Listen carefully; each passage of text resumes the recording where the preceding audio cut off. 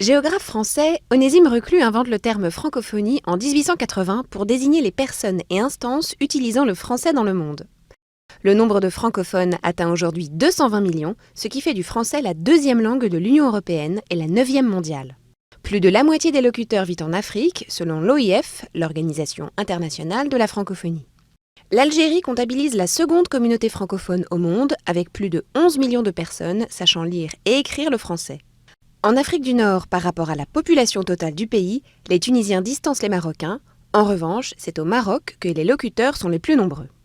En Afrique subsaharienne, les 3 pays qui regroupent le plus grand nombre de personnes parlant le français sont la République démocratique du Congo, la Côte d'Ivoire et le Cameroun.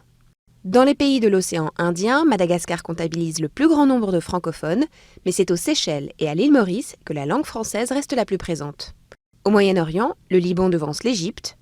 En Europe centrale et orientale, la Roumanie puis la Pologne et la Moldavie comportent le plus grand nombre de francophones. En Amérique du Nord, le Québec en recense 7 millions, soit 93% de sa population. Dans la Caraïbe, Haïti demeure le premier pays francophone. L'Asie, avec des chiffres très faibles, reste stable. Le français est avec l'anglais l'une des 2 seules langues parlées et apprises sur tous les continents.